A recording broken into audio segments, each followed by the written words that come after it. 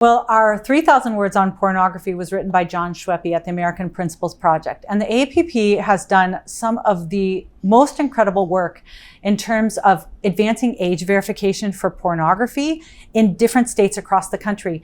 And what is so fascinating is when they insist that states require age verification to access porn, a lot of porn distributors will simply leave the state. They would rather lose all of the business than not do age verification on Really? porn. Yes. What's the logic behind that? Well, those are their future customers, right? So they would rather get the future customers, get them when they are young, because if you can instill in them an appetite for porn in their teens, Get them hooked like a drug dealer. that it is the most widely used drug in the country. So pornography has always been around, and it's always been awful. But what's going on in the porn world right now is not your grandfather's Playboy.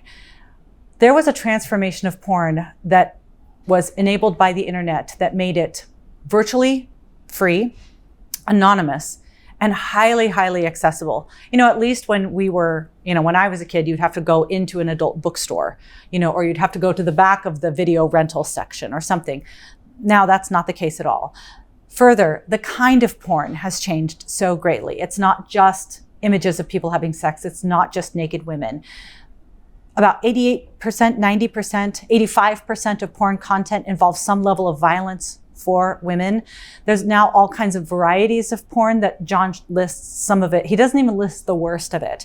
But it's horribly graphic, incredibly violent, totally demented, very distorted. And when you get kids seeing those kinds of innocence violating images when they are young, it does rewire their brains in ways that actually affects their own sexual and romantic relationships. Boys and girls? About 90%, I believe, 94% is the study that he lists, and about 60 to 63% of women are porn users. So obviously there is more male. They're astonishingly high figures. High figures.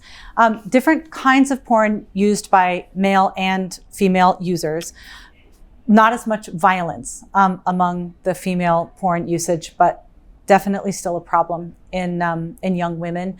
There was a study a couple years ago where they were trying to measure the impact that porn had on college men, but they couldn't conduct the study because they couldn't identify a control group.